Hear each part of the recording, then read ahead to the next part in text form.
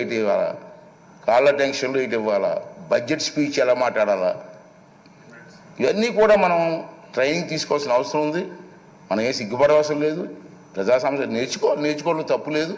అంచేత మీ అందరినీ కోరేది ఏంటంటే మీరు తప్పనిసరిగా టైం తీసుకొని, సీనియర్స్ కూడా ఉన్నారు, సీనియర్స్తో కూడా మాట్లాడి మీ ప్రెజెంటేషన్ బాగా చేసి ఈ రాష్ట్ర భవిష్యత్తుతో పాటు మీ నియోజకవర్గ భవిష్యత్తుని కూడా మరి ముందుకు తీసుకెళ్ళడం కోసం మీరు ప్రయత్నం చేయవలసిన అవసరం ఉంది. ఇంచేత మిమ్మల్ని టీవీలో సభలో మనమే ఉన్నాం, మనం చూడడానికి కొన్ని లక్షల మంది కూర్చున్నారు బయటని. ప్రతిరోజు మనల్ని అబ్జర్వ్ చేస్తున్నారు. వాళ్ళ ఆశలను అడయాస చేయడానికి వీల్లేదు. మనం ఈ 5 రోజులు మనకి పండగ కాదు, బాధ్యత. 5 సంవత్సరాలు మనందరం కష్టపడి ముందుకెళ్ళవలసిన అవసరం ఉందని చెప్పి మనం చేస్తున్నాను. చాలా ఉన్నాయి. బడ్జెట్లో డిమాండ్స్ ఉంటాయి. మనకి బడ్జెట్ పెడతారు కదా, బడ్జెట్లో డిమాండ్స్ ఉంటాయి. మీకు ఇంట్రెస్ట్ అయిన డిమాండ్స్ మీద మాట్లాడండి, ట్రైనింగ్ అవ్వండి.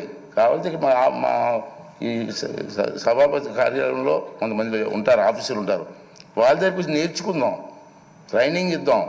అన్నీ చేసి మన కార్యక్రమాన్ని విజయవంతం చేయవలసినటువంటి అవసరం ఉందని చెప్పి నేనైతే భావిస్తున్నాను.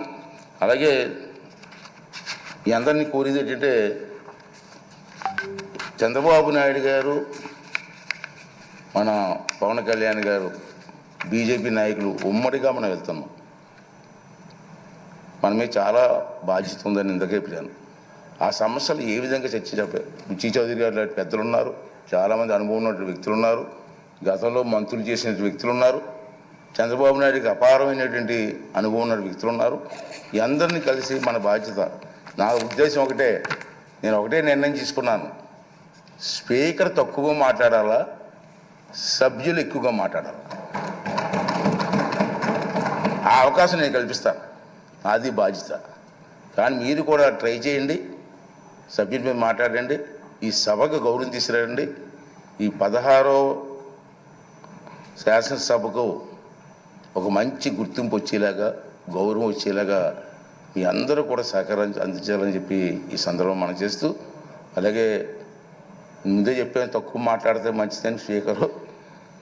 అది ఈ 4 మాటలు మీకు చెప్పి రేపు సభలో మీరు అందరూ కూడా సహకరించండి. అందరికీ ఇద్దాం. ఒకేసారి టైం లేదు, ఇవాళ టైం లేదు కాబట్టి ఇవ్వలేకపోయాను. కానీ తప్పనిసరిగా అందరికీ సమయం ఇచ్చి మీ తాలూకు మాటలను రికార్డు కూడా అవుతుంది కాబట్టి అందరూ కూడా ముందుకు వచ్చి మన రాష్ట్రాన్ని కాపాడడం కోసం, రాష్ట్రాన్ని అభివృద్ధి చేయడం కోసం మన అందరం కూడా కష్టపడి పనిచేద్దామని చెప్పి మనవి చేస్తూ, మరి మొన్న ఎన్నికల్లో ప్రజలందరూ కూడా మనకి ఉన్నతమైన బాధ్యత అప్పచెప్పారు కాబట్టి ఈ సభాముఖంగా మీ ద్వారా మనందరం కలిసి మనకు ఓట్లు వేసి గెలిపించి ఈ అవకాశం కల్పించినటువంటి ప్రజలందరికీ కూడా మరొక్కసారి నా ధన్యవాదాలు, నమస్కారాలు తెలియజేస్తూ,